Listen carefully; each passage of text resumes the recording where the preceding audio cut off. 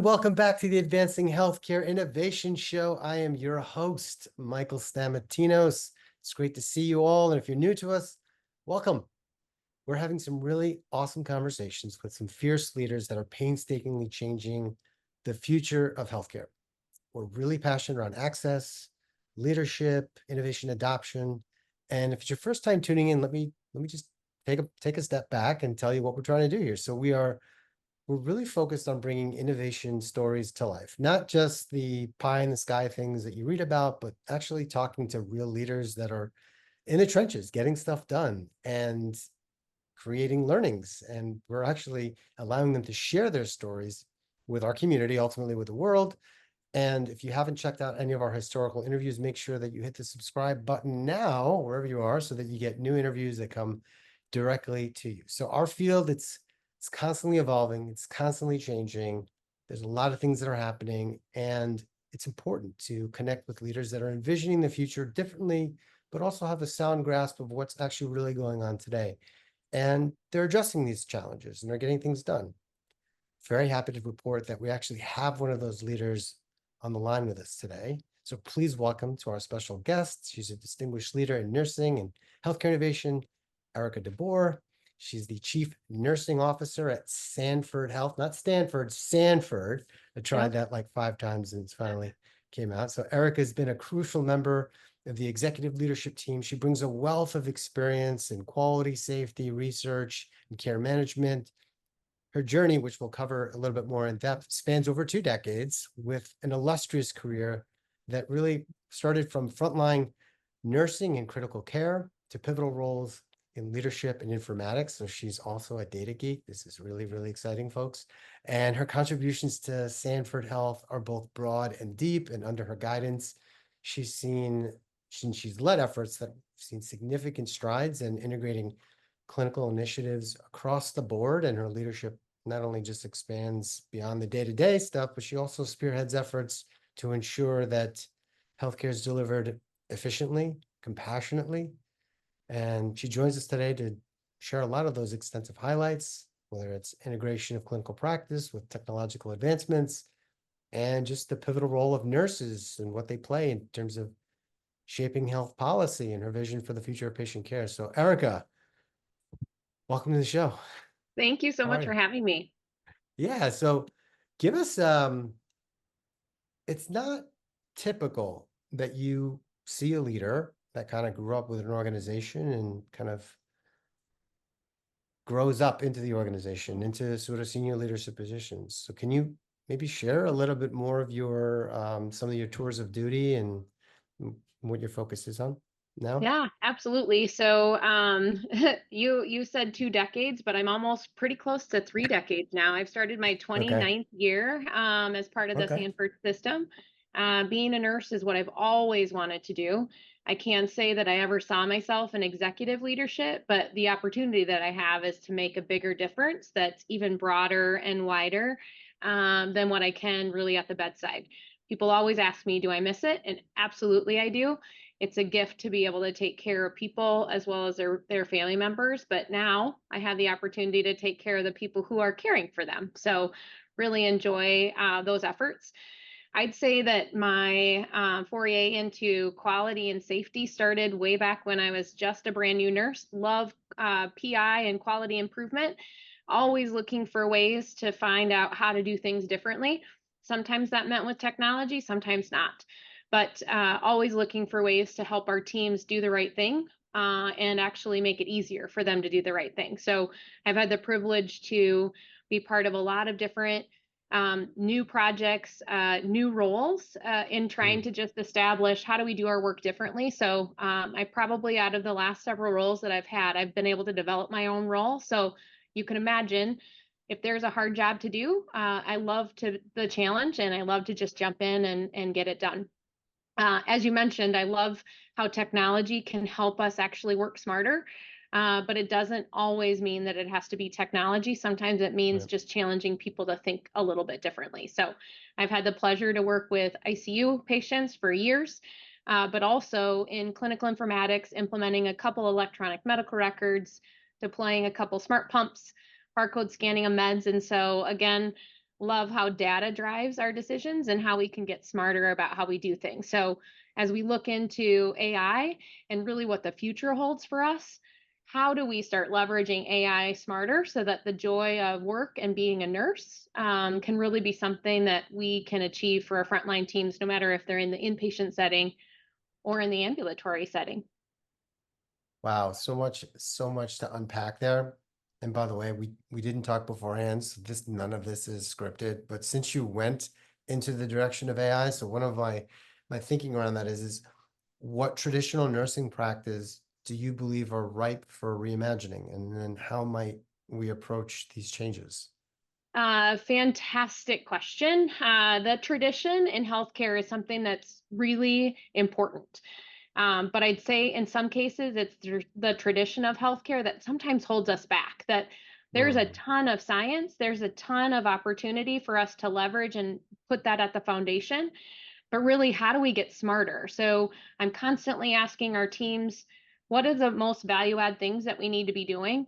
And how do we get the waste out of the way so that we can make sure that we're serving those patients and actually taking care of not only ourselves, but our colleagues as well as the patients we take care of? So um, we have the opportunity to test a host of different things, specifically with our provider partners. They have mhm. some tools in place right now with ambient listening that's really helpful. And so Yeah. if they have the opportunity to use that, I've always asked the question, how can we get that in front of our nurses? How can we actually start engaging our frontline teams in what does ambient listening look like in an inpatient setting or even an ambulatory setting? Additionally, it's amazing what our augmented intelligence can do in our electronic medical record. I say augmented is because we Yeah. still need the beautiful brains on the top of our heads to be human in the loop with those things. But how do we leverage the amazing data within our electronic medical record to make us smarter? So using Mm. those tools to help us. So tradition is magnificent. And so we know that healthcare is always going to be here. They're always going to need us, but how we do the care that how we provide care is having to change. We have to look at different ways to really reframe and refocus our efforts to make sure that it's not just about quality and patient safety, but more importantly, how do we get more efficient knowing that our workforce challenges are likely not going away? So then how do you set up some of these experiments when you're talking about bringing ambient listening to the front line? Can you maybe share an example of what that actually looks like, and if there are, in the world of startups, we talk about failing forward fast, and maybe Absolutely. even sharing some examples from your professional experience where you had to fail forward fast? Oh yeah. I think that I've always been extremely planful. So involving all the right people, and more importantly, the people who are doing the work is probably most vital in most of these things. But really piloting, I love to pilot things, but again, not piloting for a year, but how do we pilot for a couple weeks? So when we think about ambient listening, we actually are piloting it with 100 different providers across our system. And then let's challenge ourselves to say, what works, what doesn't work, and then how do we Right. help and partner with our companies to make it even better. Mm. I've always been a huge proponent of sharing opinions and actually brainstorming about what makes the most sense. What I found is most important, especially with technology, doesn't matter if it's electronic or technology that you can get your hands on, is I always like it to be in front of my frontline staff first. So let's just talk about smart pumps.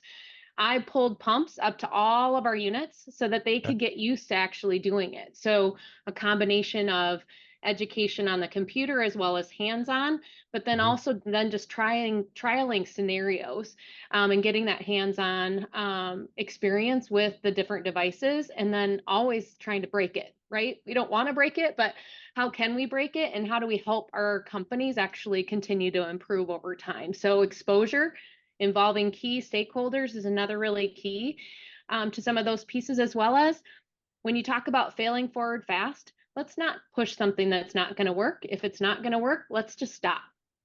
Yeah. Sometimes we have a Yeah. tendency to just say, we've invested so much time and energy, let's just keep on trying. Well, if you have some sure signs that maybe it's not the right tool for you, it's okay to just say, we tried it and it's okay to move to the next possible solution. Ideally, those don't happen at enterprise levels. They happen in small sort of Mhm. sandboxes where it's Mhm. okay to say, hey, we invested in this time, energy, it's not working, let's cut bait and move on. So it Mhm. sounds like you've been able to create a Yeah, process. probably. Yeah. Most recently, we've had some pilot clinics that we've been using a electronic tool to engage with our frontline patients, specifically related to social drivers of health. So Yeah. 5 clinics, we engage the frontline teams as well as the leaders in those clinic, and then it's been live for about 3 weeks. So we just actually had a meeting today, getting feedback about what works, what doesn't work, what are the gaps, and what could the future look like. And so those frequent conversations and different ways of communicating and being on site with those teams to make sure that we're meeting the mark. 3 weeks and getting feedback, that's like running a startup, you know. It sounds like you're taking that mentality and that philosophy. What has that always been the case? No, it hasn't. Honestly, I have a host of different projects. I mentioned that a pilot truly is something that's short and you can move to the next step and iterate on it. I'd say that I have some pilots that actually have still been up and running for like 5 years. That, capacity, resources, whatever that might be, we ended up just having to refocus our efforts other ways. So in some cases, let's pilot it. Let's learn what we need to learn. And then if there's not any risk, how do we explode or make sure that we have everything rolled out to the rest of the system?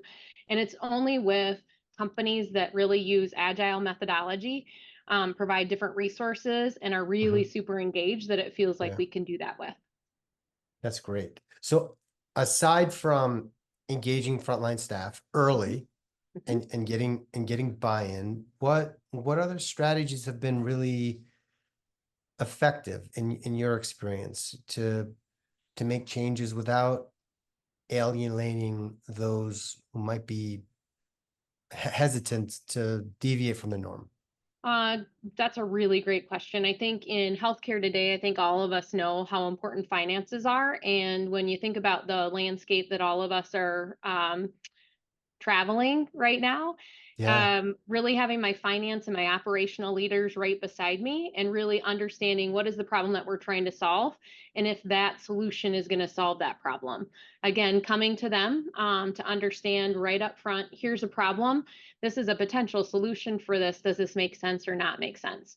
As you mentioned, Michael, I work for a huge organization that spans over 250,000 square miles, and we have the opportunity and the privilege to care for patients from birth until death. So when you look at the opportunities that we have to be cautious with the precious resource of Yeah. time that we have, but also that resource of capital funds, as well as what is the true problem and what's that value going to bring. So engaging our operational and frontline teams, but also those finance leaders to help really make that business case and also have true KPIs that we're measuring over time to be sure, what does success look like? We know out of the gates, this is what success looks like, and this is the problem that we're trying to solve. So it sounds like when you're also engaging with other multi-stakeholders, you mentioned operators, folks that are finance, they tend to view the world in a specific way. Is one of your superpowers that you're able to actually speak their language and you can transmit what you're trying to get done from a nursing perspective to then an operating perspective, then to a financial perspective? I think that With- that's I don't know that I would call it my superpower, but what I do try to bring is the voice of the frontline staff. I think, as you can Yeah. imagine, you mentioned it in the introduction, is there's not a lot that can get done without the support teams, healthcare patient care. And so Mm. I always try to bring the lens of our frontline teams that we want to keep within our organization, keep them happy, growing, as well as bring that joy back to the work that they do every day. So Yeah. imagining what that would look like for frontline teams. And then what does that return on investment truly look like? Obviously, everyone wants the hard dollars, but I use a lot of the tradition comment. I use a lot of we have to do our work differently. This is one step in the right direction.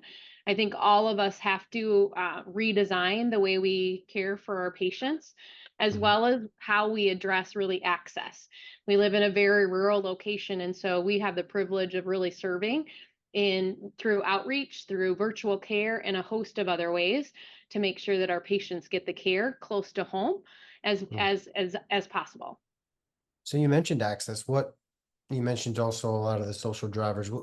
What are some cool use cases that you've deployed that you and the team are really proud of? Anything that you can sort of share publicly here? I think probably some of the work that I'm probably most proud of is because our work through a vendor that's helping us actually deploy text messages to our patients so that they can Okay. actually get some of their pre-registration done before they come into the clinic. When you think about the precious amount of time that our staff have with that patient when they come to a normal clinic visit, it's Yeah. 15 minutes. What we were learning about their experience as a patient is we were asking the same questions multiple times because we weren't sure who else had asked that question. So that precious time was being taken up by asking repeated questions over and over again. So again, I took a little bit different approach. We were actually trying to address a workforce issue. So digital registration, we didn't Mhm. have enough teams at our desks. So we actually focus really hard on how do we get that registration process digitalized and smart. So not only did we have to engage our patient access teams, but also then what does that whole life cycle look like? So it's really trying to understand not only the patient experience, but our patient access team, as well as our frontline teams, and really looking at that whole experience. And that's where Mm. we got in a room and we really tried to dig into what's the most important information that we need to take. Not 240 religions that they might have, but what are those top 10? Like, what's the most value add information that we need to know from that family and that patient before they come to us? And then how do we stream that down to get the information so that we can host that conversation when they arrive at the clinic with us? So I see that you completed this experience. I see this is Mm. what's most important for you today. And then you can start your clinic visit. So by looking at all steps of the process, not only did we improve satisfaction from our patients, but actually we created all these efficiencies for our registration team, but also for our frontline team so that they can get really down into the needs of that patient and address it while they're in our care. You know, it sounds like you're leveraging tech so that you can deliver empathy tactically in a way that the patient feels like you're meeting them where they're at in their journey. And that's awesome. It's awesome to hear that happening at scale. Are there any new other disruptive, methods, things that you and the team are looking to establish within these environments? I think the other pieces that we're leveraging is virtual nursing. I think many of the organizations across the nation are really trying hard to establish what do these new care models look like. So the virtual nursing strategy and tech that we have engaged just in a couple of our units right now is computer vision technology. So virtual nursing is probably the hardest problem that we're trying to solve, right? Like how do we Yeah. really change the way we do our work? But really trying to leverage computer vision technology and AI to learn what's happening in that room. So it's not just potentially about nursing, but what those other use cases might be is, gosh, if we could have cameras in all of our spaces, if we could have cameras in a whole bunch more spaces, we could use it for clean and dirty room status. So instead of having to go to the computer to check to see which rooms are dirty, it can actually scan the room and say, this is a vacated room, patient's been discharged, auto page our environmental services team so that it can improve some of that throughput. Other Yeah. use cases that we're exploring is what does it look like in the OR space? What does it look like to leverage it with security? Obviously, I have a tendency to take on the tougher problem because workforce is really where our issue is. And I partner with a ton of teams across our enterprise to really say, what's the problem that we're trying to solve? If workforce is the problem, let's see what solutions we can put in place to try to test and trial, not just what's going to help with workforce, but what's going to continue to elevate our patient safety as well. Yeah, but it sounds like you're leveraging the technology so that you can optimally have the clinicians deliver care when it's needed most, Mhm, and you can kind of triage and prioritize and mhm. versus just making a good usage of your staff and having them do the jobs that need to be done that are of the highest value. at that Yes, point. exactly. So, yeah, so the virtual nurse can help us not only with documentation, but also with some of that auditing and cross-checking that all of us could use help with to make sure that bans are on, make sure that you have that dual sign off with medications. So, how do we leverage technology in a way that makes the most sense? I think it's going to become a recruitment opportunity that if we don't have some of this technology in place, who knows, they Yeah, might not want to come and work with us. And so it's really trying to look forward instead of looking back. I agree. I agree with that. That's really smart. In your view, I want to talk, just sort of shift gears for a second around cultural competence. So what is the role of cultural competence in devising healthcare solutions, whether it's incorporating it both into the education aspect and then also into practice? Beautiful question, actually. I'd say I'd answer that in 2 bullet points, and then we can dive a little bit deeper into Yeah. that.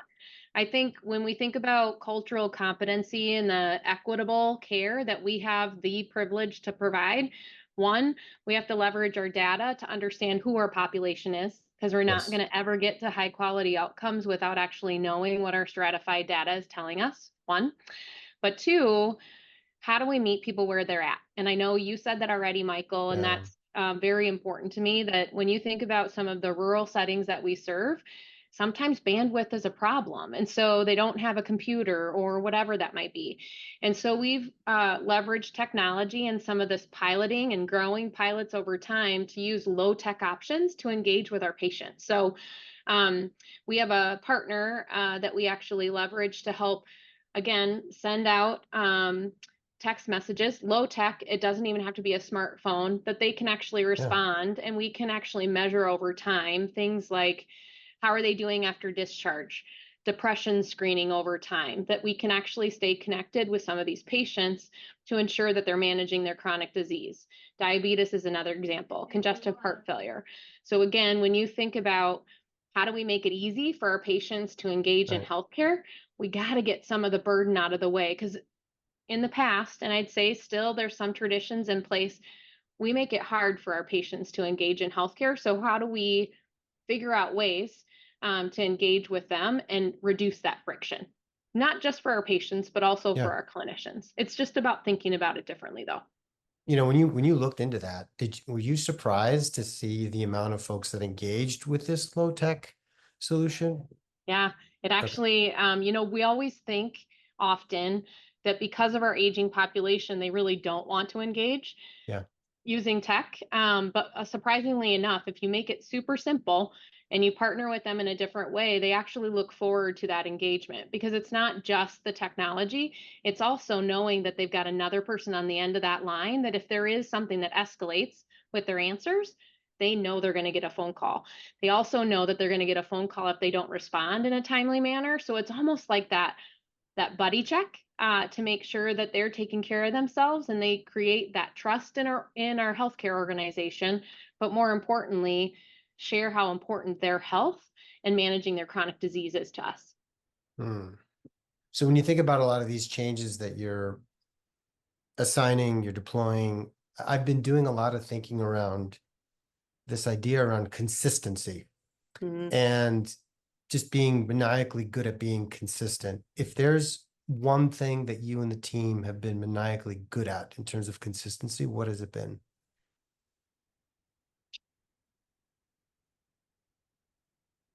I think that what we've been really consistent on is looking at what does the consumer experience look like. And that's been a really big shift, but it's been a Hmm. consistent component since COVID, I would say. Not that it wasn't prior to then, but it was Right, right. really how do we get care to our patients no matter where they're at? And how do we solve for these big, hairy problems in a way that doesn't have so much friction? That in some cases, it was when some of the barriers and the waivers were in place, all of a sudden we could see a clearer path to simplifying documentation, to simplifying how access happens, to identifying ways that we can connect with patients from their own home, Hmm. no matter what that might mean. So I think the consumer lens and how we're really trying to rethink how that happens has been something that we've been very consistent about asking ourselves. Um, I'd say the other consistent piece is our high reliability journey. We call it SAFE. Sanford Accountability for Excellence, but Mm. that high reliability journey has been something that's been so core because it allows our teams to have space and time to speak up for safety, to talk about all the ways that they would maybe solve some of these things, so that it gives voice to all of our frontline teams as well as our executives to speak up and figure out what's going to be the best solution. Do you also similarly engage with the frontline staff in a similar way to how you do it to the patients? So you're constantly have sort of an ear in terms of what's going on? It sounds like this feedback mechanism is high It's huge. priority. Yes, it is super high priority. Our voice of our frontline teams is really important. We've got what's called Nursing Senate. Actually, it's meeting this week. We have Nursing Senate in each one of our markets. And so it's frontline teams that are coming, not only learning, but also sharing feedback about what works, what doesn't work, and actually helping us make decisions about how we're prioritizing time. The Hmm. leaders of those Senate teams then report up to an enterprise Senate governance structure that I have the privilege to lead. And really, they're so engaged and so excited to help solve the bigger problems. We talk about innovation, we talk about discovery, we talk about the importance of really engaging in research, as they are those scientists at the bedside, with tech or without. They're the Right. ones that are figuring out these things day to day. That's only going to make us better. I've noticed that there's like a pattern when I chat with other leaders around ones that are like innovating at a really high level and executing at a high level. There's a lot of alignment. And if there's anything that this conversation has encapsulated, it's that Sanford really is aligned. That's really cool to hear that, because when you're doing it at the scale that you're doing it, it's impressive. Yeah. And and as we're pushing the boundaries around, innovation, you mentioned AI earlier, but I mean, I'd be curious, what have you and the team thought about as it pertains to like ethical considerations that are happening?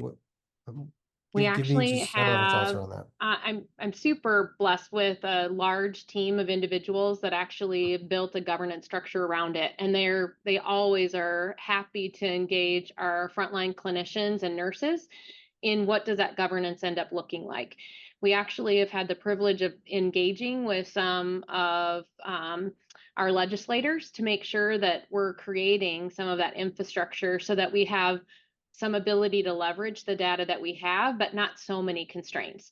But we basically have algorithms, we have partnerships with our research team, we've got an entire data and analytics team, as well as a workflow in place that helps us actually identify those AI tools that are value add to our frontline teams, value add to our providers and patients, and those that we should be spending time and effort deploying, or those that we Right. need to actually not.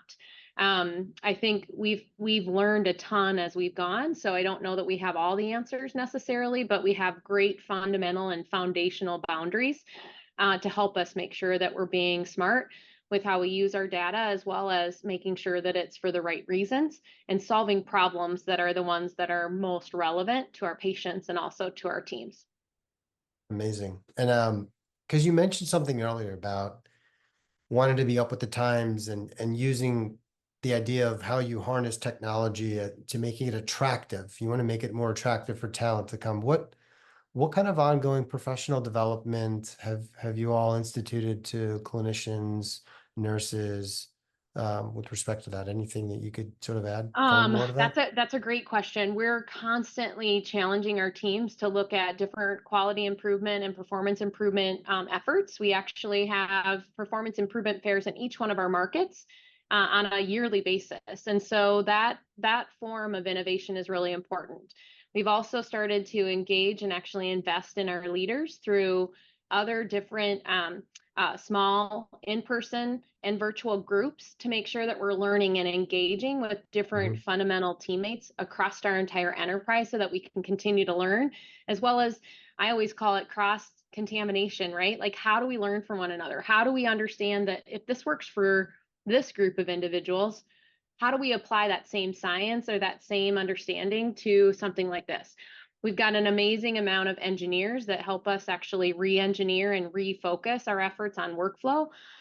We also have a clinical informatics team that actually are workflow experts. They know our electronic medical record and some of the other third-party vendors. Now, how do we reimagine how we do that Mm, work. And of course, we have to engage our frontline teams in that so that we can look at it in a different way. Now, it's sometimes slower than anybody yeah, wants it to be, but it's really like breaking down those barriers, right? So deconstructing all the history that we've had and really asking the why and trying to understand, is this really what the true why is? Is this really necessary to add this one more thing, knowing that we have a tendency not to take things away? So we're really trying to reimagine how we do our training. Is computer-based training the best opportunity for every situation? right. Probably not. It's not how people consume information now. So really trying to take our generational changes and some of those pieces too, and understand what makes the most sense. How do we use the wisdom from our longer term employees and the tech savviness in our new employees, and how do we find that magic middle that helps us truly achieve really joy in our work, but also efficient patient care that's highly efficient, but also high quality as well. Well, it's good to know that you at least have an awareness of this and it is on your roadmap of getting done, especially now when you're seeing the level of talent that's coming into the workforce that, people talk about, shortages. But it's really around talent aligning the talent with the right Mhm. things that need to get done. I'm curious, just how do you get inspired? Do you look at other industries? Where do you find inspiration that, and the reason I say that is because you're in a position, at least from my point of view, it's a pretty demanding role. You have a lot of responsibility. You're carrying a lot of weight on your shoulders. Mhm. What do you do to get inspired, and what do you do to sort of take care of yourself, from a mental standpoint? I love to get engaged. So I love understanding what's happening outside the walls of, and I've always been that way. So there's got to be a different way. There's got to be other Yeah, folks that actually understand and know how to do things differently. I think sometimes it can get exhausting to constantly challenge the norm, yeah, but on the yeah. same token, like I mentioned already, I want somebody to be at the bedside taking care of me someday. And I want somebody to be taking care of my family too. So how do we figure out how to do that and really truly change how we serve up healthcare in the United States? Big aspirational goal. How do I stay healthy myself? I've got obviously a beautiful family that I love spending time with on the weekends, but also one of my core values is learning and exploring. And so, always looking for new ways to do things, asking questions. Right. I also get a ton of energy from our frontline teams because they're brilliant. They're Yeah, just brilliant individuals that really are passionate and committed to taking care of patients. So that's the other thing that drives me every day. that's awesome. So I know we're coming to the close of our time. If there's one thing that anyone that's tuning in, if there's one action point that you can say, hey, take action on this, what would that be? Fail forward fast.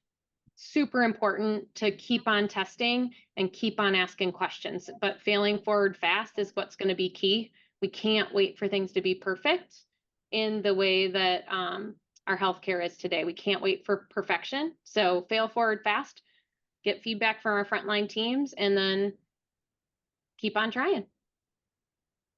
Erica, this has been awesome. Thank you for just your leadership, for sharing some just wonderful examples, and for your energy. This is a really nice conversation today. And for those of you that have been tuning in, if you found this conversation to be helpful for you, share it. Please mind sharing it. That would be super helpful for us. And let us know what you thought was effective and what you're going to deploy. So, Erica, you're obviously always welcome to come back onto the show, share more learnings, and geek out with us again. Awesome. Thanks so much for having me. It'd be my pleasure. Bye for now.